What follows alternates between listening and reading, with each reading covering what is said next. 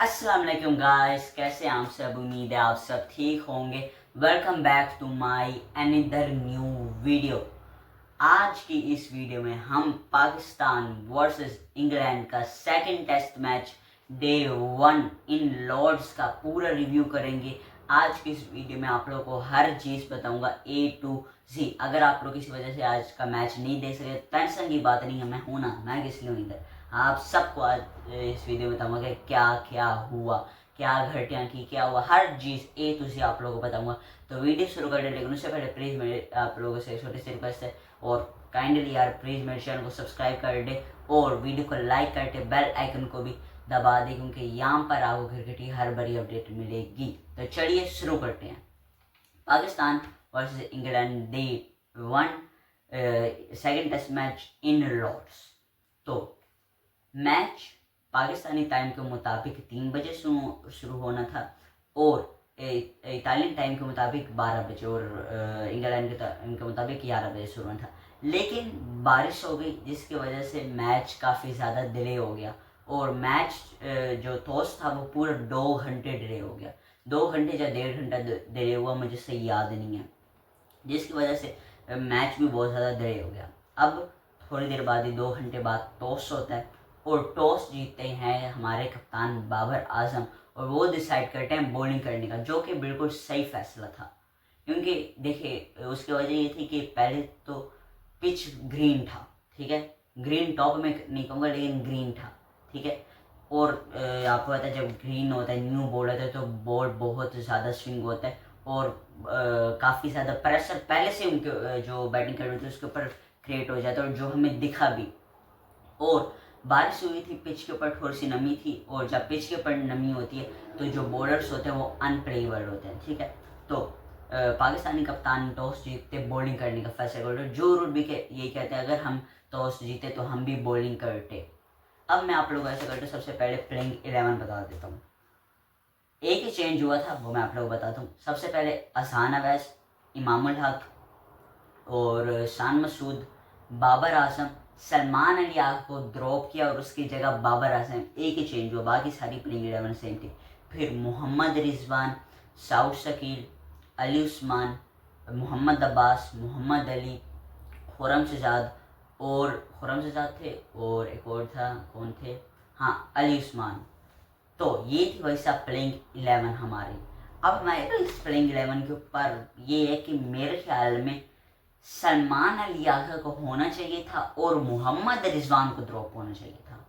क्योंकि सलमान अली आगा को अगर देखा जाए तो उन्होंने बांग्लादेश सीरीज में भी अच्छा किया, अच्छा खेला और वो फील्डिंग भी सही करते थे, जबकि मोहम्मद रिजवान ने बांग्लादेश सीरीज में इतना कुछ खास नहीं किया, सही जो बात है, और उन्होंने ग्लव्स के साथ भी बहुत ज़्यादा फंबल की।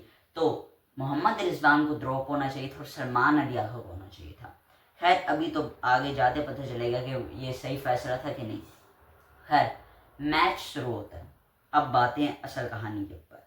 मैच शुरू होता है, पहले ओवर में ही मोहम्मद अब्बास का दिख रहा था कि आज वो बहुत ज़्यादा डेंजरस है, और दूसरे ओवर में आते साथ, पहला ओवर तो बहुत उन्होंने अच्छा किया, लेकिन जैसे ही दूसरे ओवर में आते आते साथ ही एक अच्छी बॉल और एक अच्छा कैच मोहम्मद रिजवान की तरफ से आउटसाइड एज लगा ऑफ साइड पर, और एमिलो गए आउट हो गए। परफेक्ट कैच लिया और बहुत अच्छा कैच लिया, मैं कहूँगा बहुत अच्छा कैच लिया मोहम्मद रिजवान ने जब वो विकेट कीपिंग कर रहे थे। तो मोहम्मद अब्बास ने पहली विकेट ली। अब जैसे एमिलो गए आते हैं, फिर जब मोहम्मद अब्बास तीसरे ओवर में आते हैं, आते साथ बेन डकेट को भी आउट कर दिया। चलो भाई काम बिल्कुल सही हो गया। वही से दिख रहा था कि ये वाला सेशन हमारे नाम ही हो चुका है, जबकि अभी तक सिर्फ 5 ओवर हुए थे। पहले 5 ओवर में कोई जज नहीं कर सकता, लेकिन हम जो भी मेरे ख्याल में जो लॉर्ड्स में भी बैठे होंगे जो ऑडियंस, उनको भी पता लग गया था कि ये जो सेशन है ये पाकिस्तान के नाम ही रहा है। लेकिन अब सबको इंतजार था एक विकेट का, और वो थी जो रूट की। हम सबको इसी चीज़ का इंतजार था कि काश काश काश जो रूट की विकेट मिल जाए, जो कि हमें दिखा भी। एक अपॉर्चुनिटी क्रिएट हुई, मोहम्मद अली आते हैं, आते साथ पहली बॉल पे बिल्कुल मैं कहूँगा आउट क्लास डिलीवरी थी, आउटसाइड एज लगा, लेकिन इमाम इमाम इमाम, ना बैटिंग होती है उससे और ना ही फील्डिंग होती है। इतनी अच्छी बॉल थी लेकिन कैच ड्रॉप कर दिया, कैच ड्रॉप कर दिया, और वो भी जो रूट का। जैसे कैच ड्रॉप हुआ ना, मेरे उस टाइम कुछ एक्सप्रेशन इतने ख़राब थे, मैं इतने गुस्से में था, मैंने कहा यार ये क्या हो गया। जितनी भी पाकिस्तान की ऑडियंस थी, जो भी मैच देख रहे थे, उन सब का दिमाग खराब हो कि ये क्या हुआ। मैंने आप लोग करके अपने प्रीव्यू में बताया था कि अगर मैच जीतना है तो जो रूट को आउट करना पड़ेगा। हम अब उस टाइम सब परेशान हो गए, ये क्या हो गया, ये क्या हो गया। लेकिन उसके अगले ओवर में फिर अब्बास आता है, और आते साथ एक और परफेक्ट डिलीवरी, और जो रूट बाहर। एक्सीलेंट डिलीवरी आती है, एलबीडब्ल्यू की अपील होती है और आउट हो जाते हैं।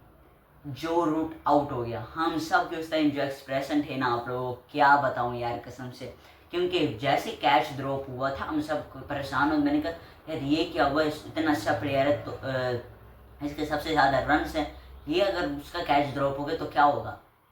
लेकिन टेंशन की बात नहीं थी, फिर मोहम्मद अब्बास आया और जो रूट को आउट कर दिया। अब 3 विकेट हो चुके थे। फिर ब्रोक आता है, ब्रोक कह रहा हूँ, उसका क्या नाम है, हैरी ब्रूक, हाँ हैरी ब्रूक आता है। अब हम सबको इंतजार था हैरी ब्रूक की विकेट का। फिर आते Mohammad Ali, perfect ball in swing, और हैरी ब्रूक भी आउट। और इसी के साथ पहला सेशन एंड हो गया। पहले सेशन में हमने 3 विकेट्स लिए, पहले बल्कि 4 विकेट्स लिए हमने, 4 विकेट्स हमने लिए पहले सेशन में। हम सबको दिख रहा था कि ये सेशन तो भाई पाकिस्तान के नाम होगा और आज का पूरा दिन हमारे नाम होगा। लेकिन हम बेचारे क्रिकेट फैंस, पाकिस्तान फैंस, ये हमारी किस्मत में नहीं है, पूरा दिन हमारी किस्मत में नहीं है। अब पहला सेशन तो हमारे नाम रहा। दूसरा सेशन जैसे स्टार्ट होता है, इतना गंदा पूरा सेशन, इतनी खराब फील्डिंग, फील्डिंग के ऊपर मैं आऊंगा। पूरे सेशन में दूसरे के हमने 5 कैचेस ड्रॉप किए। Can you imagine, 5 catches. अगर हम 5 कैचेस कर लेते ना तो अभी तक हम कसम से टॉप लाइन के ऊपर होते, हमारे 50-60 बल्कि 100 रन हो चुके होते अगर हम वो दूसरे सेशन के 5 कैचेस पकड़ लेते। इतनी खराब फील्डिंग, हमने अपना काम खुद खराब किया, अपने पैरों के ऊपर खुद कुल्हाड़ी मारी है ना। साउथ बल्कि मैं बाद में आता हूँ। अब जैसे ही दूसरा सेशन स्टार्ट होता है, पहले सेशन में बल्कि सॉरी दूसरे सेशन में लॉरेंस, और चलो लॉरेंस ने तो कुछ नहीं किया, लेकिन कॉक्स की, इन दोनों की 60 रन की पार्टनरशिप करवा दी हमने। कैन यू इमेजिन, 60 रन की हमने इनकी पार्टनरशिप करवा दी पहले दूसरे सेशन में। तो आप सबको अंदाजा हो गया होगा कि हमने कितनी खराब फील्डिंग की। और उस पूरी पार्टनरशिप में 3 या 4 कैचेस, 2 स्लिप कॉर्नर के और 2 आउटसाइड के, मतलब इधर उधर, बल्कि 3 स्लिप कैचेस हमने सॉरी। और एक जिससे तो मेरा दिमाग खराब हो गया, शान मसूद के पास कॉक्स का इतना आराम से, बल्कि मैं कहूँगा लॉलीपॉप कैच आ रहा है ऐसे हाथ में, आप लोगों को दिखाता हूँ मैं, ऐसे हाथ में और ड्रॉप कर दिया। इधर बैट्समैन है, आराम से प्यारा सा इतना स्लो कैच आता है, वो कैच ड्रॉप कर दिया। बल्कि इधर दिख रहा है कि बॉल आ रही है, आराम से बंदा पकड़ सकता है, लेकिन कैच ड्रॉप कर दिया। इतनी गंदी फील्डिंग की हमने। खैर फील्डिंग के ऊपर मैं बाद में आता हूँ। अब कॉक्स के हमने 61 रन करवा दी, 61 रन, और उसने लॉरेंस के साथ प्लस पार्टनरशिप भी कर दी, और एटकिंसन के साथ भी 60 रन की वो पार्टनरशिप करते चले गए, दोनों कॉक्स भी और लॉरेंस भी। लॉरेंस ने इतना कुछ खास नहीं किया, लेकिन उसने पार्टनरशिप में बहुत बड़ा रोल अदा किया। खैर लॉरेंस को हमने आउट कर दिया किसी ना किसी तरह। अब आता है एटकिंसन। एटकिंसन ने, चलो मैं उससे पहले कॉक्स के ऊपर बात करता हूँ, नहीं बल्कि स्मिथ, हाँ कॉक्स को भी आउट कर दिया और लॉरेंस को भी। अब 2 और नई मुसीबतें आ गई, स्मिथ और एटकिंसन, इन दोनों की भी 50 रन की हमने पार्टनरशिप करवा दी। अब आप लोग सोच सकते हैं कि 60 रन के उनके पार्टनर से 50 की हमारी डेट ओवर गया, क्या करे बंदा इनका। मैं सोच रहा था चलो यार इतने दिन से इनके ऊपर टनकीद कर रहा हूँ, प्यारे सी वीडियो बनाएंगे, अच्छा लगेगा हर एक को, लेकिन नहीं, हमारी टीम ने कहा ना ना ना ना ना ना, ये तो नहीं होगा, ये तो नहीं होगा। खैर दूसरे सेशन भी एंड होगा। दूसरे सेशन का ये जो दूसरा सेशन था ये पूरा इंग्लैंड के नाम रहा, पूरा। अब तीसरा सेशन स्टार्ट होता है। इंग्लैंड के 6 आउट थे। अब आते साथ ही शुक्र है हमारे बॉलर्स का, सवाए एक के जो खुरम है उसके ऊपर मैं बाद में आऊँगा। आते साथ ही पहला जो एक्सीलेंट, मैं कहूँगा ब्यूटीफुल कैच सलमान अली आखा ने पकड़ा। ओए होए होए होए यार, इतना प्यारा कैच। आखा जी यही तो बात है, हम आपसे दूर नहीं जा सकते। आप बेशक आप प्लेइंग 11 में नहीं, लेकिन हमारे दिलों में ये पता चल गया। ये जो कह रहे थे सारे एक्स क्रिकेटर कि कैच छोड़ दिया, कैच छोड़ दिया, ये कर दिया, ये कर दिया, आगा ने आते बताया है कि बेटे एक चलता है लेकिन दूसरी दफ़ा नहीं। मैंने इस चीज़ के ऊपर मैंने बात नहीं, मैंने कहा यार फजूल सी बात है, करना ज़रूरी नहीं है, क्योंकि हम सबको पता है कि आगा स्लिप कॉर्नर का एक बेहतरीन फील्डर है। उसने मेरे ख्याल में अपने पूरे कैरियर में जब से इंटरनेशनल टेस्ट ज्वाइन किया, उसने मेरे ख्याल में कोई दूसरा या तीसरा कैच शुरू होगा हैरी ब्रूक का, लेकिन आज उसने फिर प्रूव किया कि he is best fielder in slip corner.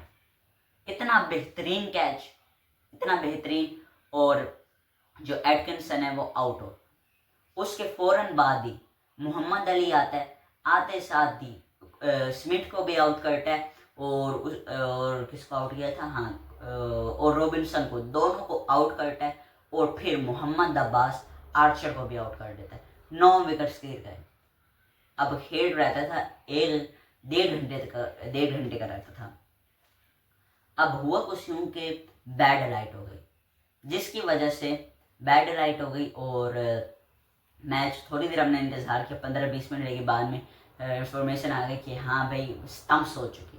अभी पूरा 1.5 घंटे का खेल रहता था, लेकिन अनफॉर्चुनेटली स्टंप्स हो गए। अब देखा जाए तो ये पाकिस्तान के हक में भी था, उनको इस टाइम बैड लाइट हो गई थी। अगर बॉलिंग करने आता इंग्लैंड, आर्चर इतनी शॉर्ट बॉलें करता और हमें शॉर्ट बॉल दिखनी नहीं थी। वो तो वैसे 140 प्लस की स्पीड से करता है, तो हमें बॉल दिखनी ही नहीं थी। तो देखा जाए कि हमारे लिए ये जो बैड लाइट हुई हमारे लिए ठीक ही हो गई, मतलब हमारे हक में हो गई। खैर अभी 9 आउट है इंग्लैंड के, और जो स्कोर है वो है इनका 285 रन। 205 मुझे से याद नहीं, 285 रन हैं, जो 295 रन और 9 विकेट्स डाउन है।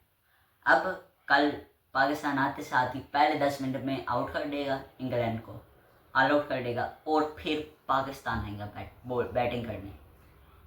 अगर कल इमाम ना चला, ना बेटा ना, फिर आप लोग वीडियो में देख लेना कल। खैर कल अब पाकिस्तान को कल ट्रेल ख़त्म करनी, सबसे पहले ट्रेल ख़त्म करनी, और फिर कम से कम 100 रन की लीड देनी है, कम से कम 100 रन की, बल्कि 100 रन कम कह रहे, मैक्सिमम 150 रन की लीड देनी है, मैक्सिमम, ताकि हम बाद में टारगेट चेस भी कर सकें। अब बात कर लेते हैं ज़रा फील्डिंग के ऊपर। इतनी घटिया फील्डिंग, ना शान से कैच हो रहा है, ना साउद से कैच हो रहा है, ना खास तौर पे इमाम ने इतने फंबर्स किए ना फील्डिंग में, मैं आप लोगों को क्या बताऊं, इतने ज़्यादा फंबर्स किए हैं, इतनी गंदी फील्डिंग। मैं समझ नहीं रहा, चलो ठीक है स्लिप कॉर्नर में तो फिर भी समझ आते, कभी कभी बॉल नीचे ले जाते, लेकिन स्लिप में भी इतने आराम से प्यारे से कैच आ रहे, लॉलीपॉप कैच आ रहे, लेकिन हमारे साउथ से और इमाम से पकड़ ही नहीं जा रहा। इतनी गंदी फील्डिंग, और शान के ऊपर में समझ नहीं आ रही कि हाउ कैन पॉसिबल, कितना लॉलीपॉप वाला कैच आ रहा है, ऐसे बोल रहा है, ये देखो, और शॉर्ट दिया शोटे जैसे शूटर ना दिख रहा सामने कि कैच गिर रहा है, और उस टाइम ना मेरे ख्याल में बॉल इतनी होगी, इतनी आराम से बाद में फिर कैच पकड़ सकता था, लेकिन नहीं छोड़ दिया। इतनी गंदी फील्डिंग की है ना। टेस्ट मैच में आप लोगों को पता है बॉलिंग से ज़्यादा, बैटिंग से ज़्यादा फील्डिंग इंपॉर्टेंट होती है, क्योंकि स्लिप में आपकी जितने भी कैचेस मिस होते हैं ना उतनी ज़्यादा खतरा बढ़ता है, उतना ज़्यादा आप लोगों का मैच हारने का खतरा बढ़ता है, इतनी गंदी फील्डिंग अगर आप लोग करोगे। अब बॉलिंग के ऊपर आ जाते हैं। मोहम्मद अब्बास, अली उस्मान और मोहम्मद अली, इन तीनों का मैं कुछ नहीं कहूँगा, इन्होंने बहुत सी बॉलिंग की, लेकिन इस खुर्रम के बच्चे ने इतनी गंदी बॉलिंग की है, इसकी आज फिर 4.50 की इकोनॉमी थी, और इसने पता है कितनी 9 बॉलें की हैं टोटल मिला के। हमने डे 1 में 10 9 बॉलें की हैं, उनमें से 9 बॉल्स खुर्रम की थी। मतलब आप लोग समझ सकते हैं कि 9 एक्स्ट्रा रन हम लोगों ने दिए हैं इंग्लैंड को। इतनी गंदी, क्या जरूरत थी, इससे बेहतर था आप उबैद शाह को ले आते यार, और चलो रन्स खा लेता, लेकिन इतने गंदी 9 बॉलें ना करता वो। इस कोई मुझे जवाब दे। चलो बाबर ठीक है, एक चांस और देने से, लेकिन दिख भी रहा है कि उसने पिछले मैच में इतनी गंदी बॉलिंग, इतनी गंदी 9 बॉलें की हैं, बार बार 9 बॉल, बार बार लेग बाइज, आप फिर कैसे खिला सकते हो उसको, मेरी समझ से बाहर है। आज की ये वीडियो, मिलते हैं आपको कल इंशाल्लाह, जैसी डे एंड होगा इंशाल्लाह, पहले 1.5 घंटे में मेरी वीडियो आ जाएगी, तो मिलते हैं आपको कल, तब तक के लिए अल्लाह हाफिज़।